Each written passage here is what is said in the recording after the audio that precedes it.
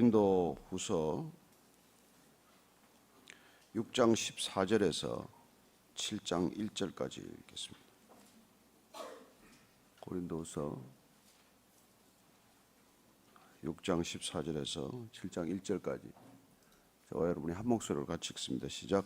너희는 믿지 않는 자와 멍에를 함께 매지 말라. 의와 불법이 어찌 함께하며 빛과 어둠이 어찌 사귀며 그리스도와 벨리알이 어찌 조화되며 믿는 자와 믿지 않는 자가 어찌 상관하며 하나님의 성전과 우상이 어찌 일치가 되리요. 우리는 살아계신 하나님의 성전이라. 이와 같이 하나님께서 이르시되 내가 그들 가운데 거하며 두루 행하여 나는 그들의 하나님이 되고 그들은 나의 백성이 되리라. 그러므로 너희는 그들 중에서 나와서 따로 있고 부정한 것을 만지지 말라. 내가 너희를 영접하여 너희에게 아버지가 되고 너희는 내게 자녀가 되리라. 전능하신 주의 말씀이니라 하셨느니라. 그런즉 사랑하는 자들아, 이 약속을 가진 우리는 하나님을 두려워하는 가운데서 거룩함을 온전히 이루어 육과 영의 온갖 더러운 것에서 자신을 깨끗하게 하자. 아멘. 고린도 교회 성도들을 향한 바울의 권면이 계속이 되고 있습니다. 고린도 교회 성도들이 여러 가지로 그 당시 상황을 본다면은 나름대로 괴로웠을 거예요. 힘들었을 것입니다. 특별히 그 헬레니즘 문화권에서 함께 살아가야 하는 백성들과 너무나 다른 그리스도인들의 삶의 방식이 결코 쉬운 일이 아니었을 것입니다. 어쩌면 오늘날 우리가 그리스도인으로 이 시대에 살아가는 것보다 훨씬 힘들지 않았겠습니까? 지금 이 한국 땅에는 그리스도인들이 20% 이른다고 말하지만 그 당시에 과연 이 고린도시에 그리스도인들이 얼마나 됐겠습니까? 그 사람들이 사실 지금까지 살아왔던 삶의 방식을 청산하고 그리스도인의 기준을 따라간다는 것은 그야말로 우리가 지금 살아가는 것보다 10배나 100배나 힘들었을 거예요. 그런 것들을 감안해서 이 고린도 전후서를 우리가 읽는다면은 바울의 애타는 심정도 이해가 가지만은 또 어떻게 보면은 바울이 이렇게 권면하고 있는 이 안 되는 고린도시의 이 개종한 사람들의 마음도 이해가 가요. 우리가 살아왔던 삶의 방식이 있고 옛 습관들이 있는데 하루아침에 우리가 교회를 나온다고 달라지지 않듯이 이 사람들도 그렇게 금방 이렇게 체질이 바뀌거나 하지 않았을 것입니다. 그 때문에 고린도 교회에 특별히 문제가 많았던 것이죠. 헬레니즘 문화권이나 소아시아에 있는 어떤 교회든 교회가 문제 없었던 교회는 없었을 것입니다. 그럼에도 불구하고 유독 고린도 교회가 시끄러웠던 소란스러웠던 까닭은 거기가 대도시였고 또 상업적인 중심지였고 교육의 중심지였고 부가 많았던 곳이니까 훨씬 아마 이런저런 소란스러움이 많았겠죠. 그러나 오늘 사도 바울은 그럼에도 불구하고 일단 믿음의 길을 나섰다면 제자도의 길을 따라간다면 그러면 호련히 돌아설 것을 돌아서야 한다고 말해주고 있는 것이죠. 물론 거기서 그냥 완전히 빠져나와라 그 얘기가 아닙니다. 한번 14절 말씀과 우리가 앞에서 읽었던 말씀을 오늘 한번 대조해서 읽도록 하겠습니다. 14절입니다. 시작. 너희는 믿지 않는 자와 멍에를 함께 매지 말라. 의와 불법이 어찌 함께하며 빛과 어둠이 어찌 사귀며. 먼저 믿지 않는 사람들과 멍에를 함께 매지 말라고 말합니다. 불신자들과 함께 멍에를 매지 말아라. 이 얘기는 무엇을 말할까? 불신자들하고 함께 같이 살지 말라는 얘기입니까? 우리가 고린도전서에서 사도 바울이 그렇게 말하지 않았던 것을 압니다. 5장 10절 한번 다시 찾겠습니다. 고린도전서 5장 10절. 자, 같이 읽습니다. 시작. 이 말은 이 세상에 음행하는 자들이나 탐하는 자들이나 속여 빼앗는 자들이나 우상 숭배하는 자들을 도무지 사귀지 말라 하는 것이 아니니 만일 그러하려면 너희가 세상 밖으로 나가야 할 것이니라. 이 세상에 이런 사람들 투성이라는 것이죠. 거짓말하고 속이고 빼앗고 우상 숭배하고 이 사람들을 도무지 사귀지 말라. 이들하고 같이 그냥 교제 없이 살아간다는 게 불가능한 세상을 우리는 살고 있지 않습니까? 그러려면 세상 밖으로 나가야 할 것이다. 출가라 그럽니까? 자, 7장 12절 13절 한번 다시 보십시오. 7장 13절 같이 읽습니다. 시작. 그 나머지 사람들에게 내가 말하노는 이는 주의 명령이 아니라 만일 어떤 형제에게 믿지 아니하는 아내가 있어 남편과 함께 살기를 좋아하거든 그를 버리지 말며 어떤 여자에게 믿지 아니하는 남편이 있어 아내와 함께 살기를 좋아하거든 그 남편을 버리지 말라. 불신자 남편이건 불신자 아내건 같이 살기를 결정했으면, 그리고 이혼하자고 그렇게 막 때를 쓰지 않는다면은 불신자라는 이유로 헤어지지 말라고 지금 얘기하고 있지 않습니까? 9장 한번 가보. 9장 22절 한번 가보. 9장 22절 같이 읽습니다. 시작. 약한 자들에게 내가 약한 자와 같이 된 것은 약한 자들을 얻고자 하며 내가 여러 사람에게 여러 모습이 된 것은 아무쪼록 몇 사람이라도 구원하고자 합니다. 여러 사람에게 여러 모습이 된 것은 단 한 사람이라도 더 구원하고자 하는 바울의 심경을 토로하고 있는데, 오늘 멍에를 같이 매지 말라. 이건 그러면 무슨 말이냐는 것이죠. 우리 신명기 말씀에 보면은 소와 나귀를 같이 멍에를 매게 하지 말라고 되어 있어요. 거기서 나온 사도 바울이 분명한 인용일 것입니다. 소와 나귀를 한 멍에를 매게 할 수는 없다는 것이죠. 자, 밭을 갈아야 되는데, 예?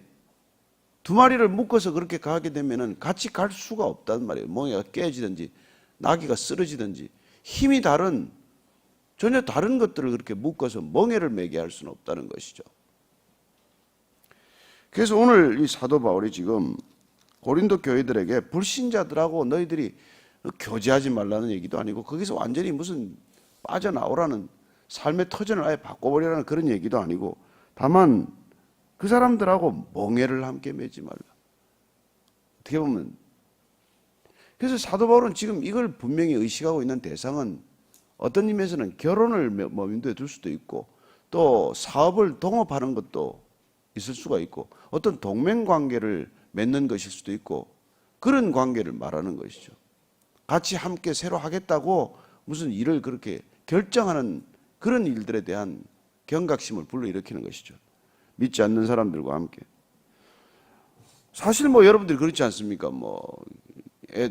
본인이 결혼하건 또 자녀들의 결혼 문제를 할 때 그 집이 믿는 집인지 안 믿는 집인지 일단 여러분들이 확인하지 않습니까?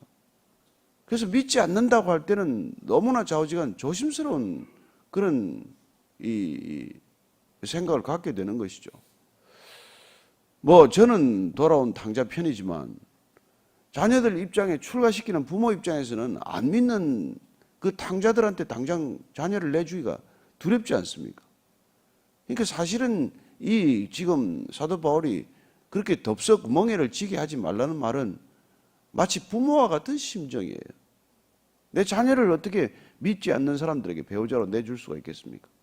불을 보듯이 그 일이 어떻게 될 텐지 뻔한 일인데, 물론 10년, 20년, 30년 각오하고 선교지 가듯 가면은 못 해낼 건 없지만 그게 된다는 보장도 또한 없어요. 그러니까 그런 얘기를 지금 우리가 듣고 있는 것이죠. 그래서 지금 사도 바울이 마치 불신자와 함께 우리가 동역을 시작한다든지 결혼을 한다든지 이런 거에 대해서 지금 아주 그냥 강한 어조로 지금 다시 또 얘기를 해주고 있어요. 5가지 비유를 들어서 말하고 있습니다. 의와 불법이 어찌 함께 하겠느냐. 신앙인과 불신자들이 함께 가는 것은 의와 불법이 함께 가는 거나 마찬가지라고 말합니다. 빛과 어둠이 사귀는 것과 마찬가지라고 말합니다. 빛이 어떻게 어둠과 사깁니까? 어제 우리가 창세기 말씀 빛이 있으라 했으면 또 하나님께서 빛과 어둠을 나누지 않습니까? 빛과 어둠이 하나 될 수 없기 때문에. 근데 어떻게 사귀냐는 것이죠. 그리스도와 벨리알이 어찌 조화가 되냐고 말합니다. 점점 표현이 강해지죠. 그리스도와 벨리알. 벨리알은 지금 이 바울이 사탄이라는 말로 쓰고 있는 거예요. 이 벨리알이라는 것은 그 당시에 건달 같은 사람은 벨리알이라고 그래요. 건달, 백수 건달 같은 친구들. 가치 없는 자, 무익한 자. 그렇게 쓰이던 일반 명사가 지금 여기서 사탄을 지칭하는 말로 쓰이는 것이죠. 어떻게 그리스도와 사탄이 함께 사귀겠네, 교제를 하겠다는 것이죠. 하나님의 성전과 우상이 어찌 일치가 되리요? 하나님의 성전과 우상이 어찌가 일치가 되리요? 여기서 하나님의 성전 할 때 말이죠. 그 뒤에 한번 같이 읽어보십시다. 16절 같이 한번 읽으십시다. 시작. 하나님의 성전과 우상이 어찌 일치가 되리요? 우리는 살아계신 하나님의 성전이라. 이와 같이 하나님께서 이르시되 내가 그들 가운데 거하며 두루 행하여 나는 그들의 하나님이 되고 그들은 나의 백성이 되리라. 우리는 누구냐? 고린도 교회 성도들을 향해서 묻습니다. 너희는 누구냐? 우리는 누구냐? 그리스도인의 제자, 참 그리스도인이란 어떤 사람이냐? 우리는 살아계신 하나님의 성전이라고 말합니다. 여러분 이렇게 말하실 수 있습니까? 누가 당신은 누구요? 이렇게 물었는데 나는 살아계신 하나님의 성전입니다. 그렇게 대답해 주실 수 있습니까? 아니 아무도 없습니까? 이 무슨 일입니까? 아멘 하고 대답해야 되는 거죠. 당신은 하나님의 살아계신 성전입니까? 아멘, 맞습니다. 이게 우리의 정체성이라는 거예요. 이게 우리가 교회입니다. 우리가 교회입니다. 이렇게 말씀하는 가장 중요한 이유죠. 예수님께서 그 예루살렘 성전, 헤롯 성전, 솔로몬 성전보다 더 크게 지어가지고 화려함을 더했던 그 성전, 그게 깡그리 무너질 것이다. 돌 위에 돌 하나 남기지 않고 무너질 것이다. 예언했습니다. AD 70년에 타이터스 장군이 와서 그렇게 깡그리 무너뜨렸어요. 그때 왜 돌 위에 돌 하나 남기지 않고 다 무너지리라고 한 예언이 예수님의 말씀이 성취되는지 아십니까? 그들이 유대인들이 돌과 돌 사이에 황금을 숨겼다는 헛소문이 돌아가지고 이 로마 군인들이 다 파뒤집은 거예요. 혹시 금이 나올까 해가지고 모두 다 파서 다 갈아 엎어버렸어요. 성전에 돌 하나 남기지 않고. 그리고 주님께서는 그것만 말씀을 하셨습니까? 사흘 만에 나를 다시 성전으로 일으키기리라. 내가 성전을 다시 사흘 만에 이렇게 짓겠다, 일으키겠다. 그게 성전 모독죄로 걸려서 예수님께서 십자가를 지지 않습니까? 예수님께서는 눈에 보이는 저 화려한 성전이 깡그리 무너질 것이다. 그리고 나를 성전으로 다시 세우겠다. 요한계시록에 가면은 그분이 성전입니다. 새하늘 새 땅에 성전이 없는데 하나님과 그리스도가 성전이라고 되어 있어요. 그분이 우리 안에 오셨는데 우리가 성전 아닙니까? 그분이 우리 안에 계신데 교회 아닙니까 우리가? 어떻게 우리가 교회 아니고 건물을 교회라고 말할 수 있습니까? 교회 짓는다, 교회 신축한다, 성전 신축 공사다 이런 말은 다 성경적이지 않은 것이죠. 더 이상 우리는 성전을 짓지 않습니다. 주님과 함께 동행하는 우리가 성전이기 때문에 우리가 있는 곳에 교회가 탄생하는 것이고 저와 여러분들이 예배드리는 곳이 곧 성전인 줄로 믿으시기 바랍니다. 여기서 우리가 예배드리면 이곳이 성전인 것이요. 저와 여러분들이 이렇게 모여 있으면 이 예배 공동체가 곧 교회임을 우리가 만방에 드러내는 것이죠. 다시 한번 우리가 기억해야 합니다. 우리가 교회입니다. 여러분들이 걸어가는 것이 성전이 걸어가는 것입니다. 우리는 다시 어떤 성전도 성전이라고 부르지 않습니다. 예레미야 선지자가 성전이 허물어지라고 말했듯 성전을 허물어 버렸으면 좋겠다고 말했듯이 우리는 오늘날 이 시대도 그런 정말 주님의 음성, 주님의 마음, 주님의 뜻을 우리가 분별하지 않으면 우리는 여전히 건물을 지어놓고 성전이라고 부르고 우리는 거기다가 온 힘을 다 쏟겠죠. 그거 짓다가 맨날 싸우고 그거 짓다가 빚을 지고 어제도 아름다운 동행에서 그 질문을 받는데 말이죠. 그 빚을 내서 이렇게 헌금했는데 마음이 어려워졌다는 거예요. 정말 저는 안타까운 일입니다. 심지어 어떤 교회는 말이죠. 몇백억을 들여서 성전 짓는데 많은 사람 성도들이 자기 집을 이렇게 담보로 잡히고 은행 대출을 받아서 헌금했어요. 빚을 내서 헌금했습니다. 그 성전이라고 지은 지게 어떻게 된 줄 아십니까? 이단에게 팔렸습니다. 반값에 팔렸어요. 무슨 짓을 한 겁니까? 빚내서 집 지어가지고 이단한테 반값에 파는 게 그게 온당한 일입니까? 그런 일들이 통일하게 오늘 이 시대도 일어나고 있는 거예요. 성전이라는 착각, 성전이라는 거짓말에 속은 것이죠 뭐. 저와 여러분들이 성전입니다. 저와 여러분들이 교회입니다.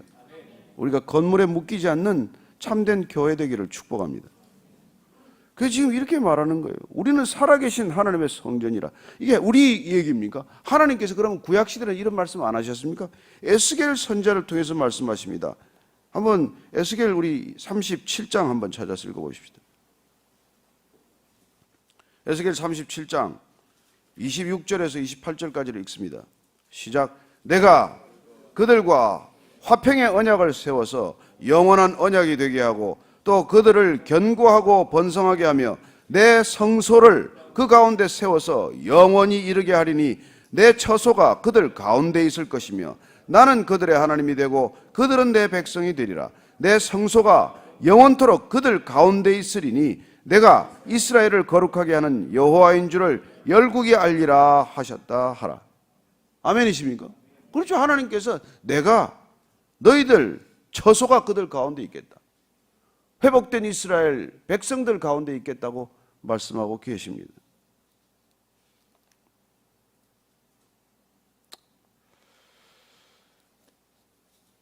그리고 17절 읽습니다. 시작. 그러므로 너희는 그들 중에서 나와서 따로 있고 부정한 것을 만지지 말라. 내가 너희를 영접하여 너희에게 아버지가 되고 너희는 내게 자녀가 되리라. 전능하신 주의 말씀이니라 하셨느니라.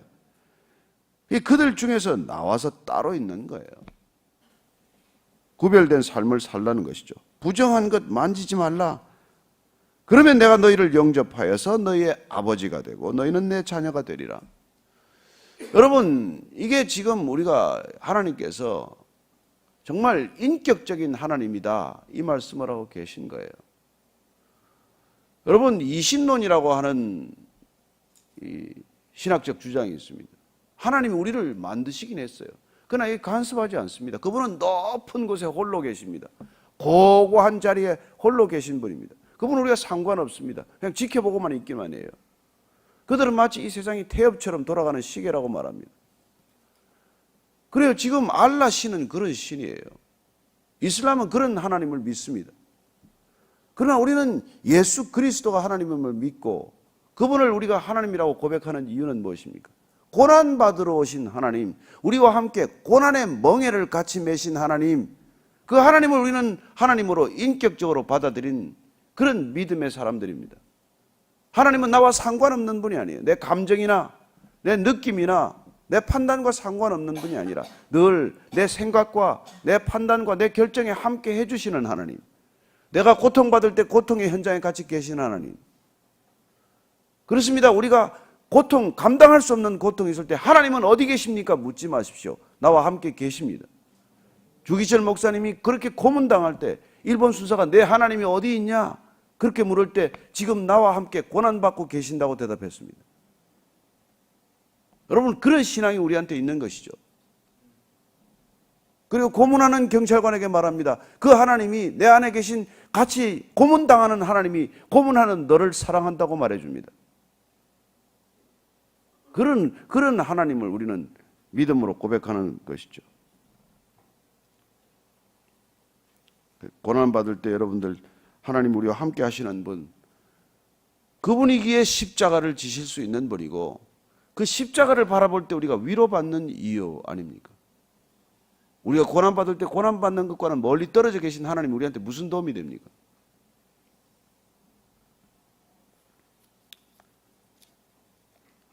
제가 이사야서 52장 11절 읽어드릴게요. 너희는 떠날지어다 떠날지어다 거기서 나오고 부정한 것을 만지지 말지어다 그 가운데서 나올지어다 여호와의 기구를 매는 자들이여 스스로 정결하게 할지어다.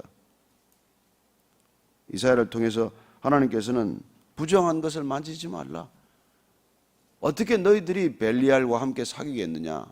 그 말씀을 다시 해주는 것이죠. 그래서 7장 1절 말씀을 오늘 읽고 마칩니다. 시작. 그런즉 사랑하는 자들아 이 약속을 가진 우리는 하나님을 두려워하는 가운데서 거룩함을 온전히 이루어 육과 영의 온갖 더러운 것에서 자신을 깨끗하게 하자. 자신을 깨끗하게 하십시다. 이게 지금 바울이 고린도 교회 성도들을 향한 권면의 말씀, 애타는 충고예요. 제발 거기 가서 말이지 헬라인들처럼 거기 가서 그 다른 이방 신전에 가서 매춘하지 말아라. 매춘하러 가는 거지 그 사람들은 말이죠. 그런 짓 하지 말아라. 오늘도 마찬가지 아닙니까? 술집 좀 그만 가라. 갈 수 있죠. 뭐 직장 회식하는데 어떻게 안 가겠습니까? 그러나 가더라도 거기서 우리가 거룩을 지키기 위해서는 사력을 다해야 돼요. 어떻게 하시겠습니까? 적당히 타협할 수는 없는 일 아니겠습니까? 저는 여러분들이 부정한 것을 만지지 말라고 하는 하나님의 마음, 그 애타는 마음이 그 삼각관계에 빠진 애인의 심정이라는 걸 기억하십시오. 여러분, 우리가 결혼했으면 성실하게 사는 것이죠. 그런데 다른 사람이 생기면 삼각관계가 되지 않아요. 영향을 받게 됩니다. 내 배우자도 영향을 받게 돼요. 그렇습니다. 인격적인 하나님은 우리가 어떤 결정을 하는지에 따라 영향을 받는 하나님이에요. 그게 이해가 되십니까? 사랑하면 이해가 될 거예요. 내 사랑하는 자녀가 엉뚱한 데 가면 내 가슴이 아파요. 내 사랑하는 자녀가 사귀어서 안 될 사람을 사귀면 둘이 사귀지만 내가 영향을 받는다고요. 나는 본 적도 없어요. 나는 그게 같이 식사한 적도 없어요. 그러나 그런 사람들과 자꾸 내 자녀가 교제를 하면 내 가슴이 아프고 내가 영향을 받는다고요. 그게 우리가 사랑하는 마음이고 그게 하나님 아버지의 마음이란 말이에요. 우리가 그렇게 지금 거룩해야 할 이유, 신앙을 지켜야 할 이유, 신앙의 성결함, 거룩함을, 깨끗함을 우리가 지켜야 하는 이유인 것입니다. 우리가 얼마나 하나님을 아프게 했겠어요? 자녀들이 압니까? 부모 마음을 얼마나 아프게 했는지? 몰라요. 장가가도 몰라요. 지 자식 나도 잘 몰라요. 그만큼 부모 마음을 아프게 해놓고도 자녀들은 모릅니다. 하물며 우리는 하나님을 얼마나 아프게 했을까요? 상상을 초월합니다. 정말 오래 참으시는 하나님이 아니라면 어떻게 하겠어요? 제가 목사 안수식 할 때 그랬습니다. 다들 여기 뭐 고생하고 이 길 왔다고 생각하지만 가장 고생한 분은 하나님 아버지십니다. 우리가 무슨 고생을 했어요? 그분께서 견디시고 우리가 거짓말하는 거 모르고 참으십니까? 속이는 거 모르십니까? 약간씩 속이는 체질들 아닙니까? 우리는 뭔가 정확히 우리는 못 전하는 사람들 아니에요. 그러나 주님께서는 그렇게 참으시지만 그 참음이 고통이라는 걸 우리가 모른단 말이에요. 그걸 우리가 알면 그 마음을 아프지 않게 하기 위해서 배려하게 되는 것이고 우리 스스로 우리를 깨끗게 하는 것이죠. 그래서 오늘 이렇게 말한 것입니다. 온갖 더러운 것에서 자신을 깨끗하게 하자. 온갖 더러운 것. 이 정말로 더러운 투성이의 세상을 살아가면서 우리가 깨끗하게 하는 것. 그 깨끗하게 하면 뭐 손해보는 것 같습니까? 아니요. 깨끗한 것보다 더 아름다움이 없고 깨끗한 것보다 더 큰 기쁨이 없습니다. 성결이 그렇게 큰 기쁨을 준다는 것 우리가 맛보아 알면 더러움에 섞이지 않죠. 여러분, 아침에 깨끗하게 이렇게 나오는 사람들은 이 깨끗함에 기쁨을 누리거든요. 거울 한번 보고 저는 여러분들이 그런 기쁨을 누리게 되기를 바랍니다. 그런 기쁨을 나를 그렇게 기쁘게 하면 남도 기쁘게 되는 거예요. 왜냐하면 이게 관계에서 일어나는 일들이기 때문입니다. 내가 소중한 관계라고 생각하는 만큼 나를 깨끗하게 할 거예요. 내가 이렇게 뭐 의미 없게 생각하고 그러지 않습니다. 그 사람이 나를 어떻게 대접하는지 어떻게 합니까? 시간 약속해보면 알지 않습니까? 절대 이게 존중하는 사람, 존경하는 사람하고는 약속 안 어기거든요. 두려움이 있으면 약속 안 어깁니다. 청와대 약속하면 약속 안 어겨요. 근데 예배 약속 어기지 않습니까? 우리가 하나님을 어떻게 생각하는지 우리 자신이 스스로 알 수 있는 것이죠. 저는 여러분들이 하나님을 정말 소중하게 여기게 되기를 축복합니다. 그러면 이 깨끗해지는 게 어렵지 않습니다. 그분이 더 소중하기 때문에 오늘 기도할 때 하나님 오늘도 거룩한 하루가 되게 하시고 정말 온갖 더러움 속으로 들어가지만 바퀴벌레가 시궁창에 살아도 자기 몸은 반질반질하지 않습니까? 바퀴벌레 하나도 우리도 시궁창에 들어가더라도 우리 몸 하나는 깨끗하게 지킬 수 있는 우리 모두가 되게 하여 주옵소서. 한번 같이 기도하고 마치겠습니다. 같이 기도하십시다. 하나님 아버지, 정말 이 세상 살아간다는 것이 어떤 것인지 주님은 잘 아십니다. 그래서 우리에게 성령의 갑옷을 입혀주십니다. 두루마기를 입혀주십니다. 마치 방부제를 뿌려주듯이, 마치 테플론을 발라주듯이 우리의 머리끝에서부터 발끝까지 더러움이 묻지 않을 수 있는 성령의 기름 부으심으로 충만하게 하여 주셨사오니 주님, 오늘 세상 한가운데를 걸어갈지라도 그 더러움 우리 몸에 묻지 않게 하여 주옵소서. 그리고 하나님, 이 거룩함 깨끗함이 저들에게 정말 하나님을 궁금하게 여기는 이유가 되게 하시고 하나님께 다가오는 통로가 되게 하여 주옵소서. 하나님, 우리를 통해서 주님께로 가까이 다가오는 사람들이 날마다 늘어나게 하시고 주님 때문에 날마다 깨끗해지는 세상이 되게 하여 주옵소서. 살아계신 하나님 아버지, 우리를 머리끝부터 발끝까지 정결케 하사 주님 날마다 우리의 발을 씻어주사 우리가 세상 한가운데 온갖 오물 사이로 걸어가지만 오물이 우리 몸을 침범치 못하게 하시고 우리를 더럽지 못하게 하시고 정결함과 깨끗함을 지킬 수 있게 하여 주옵소서. 이제는 십자가에서 그 모든 보혈을 부어주심으로 우리를 정결케 하신 우리 구주 예수 그리스도의 은혜와 하나님 아버지의 거룩하신 사랑과 날마다 그 거룩을 덧입도록 우리를 인도하시는 성령님의 이끄심이 오늘 말씀대로 그리스도와 사탄이 어떻게 사귈 수 있겠느냐, 그 말씀 가슴에 새기며, 그러나 저들을 가운데로 걸어가야 하는 우리의 발걸음이 결코 내가 저들 가운데로 들어가는 발걸음이 아니라 저들을 주님께로 인도하는 발걸음 되기를 소망하는 이 자리에 고개 숙인 모든 성령의 지체들 위해 지금부터 영원까지 함께 하시기를 간절히 축원하옵나이다. 아멘.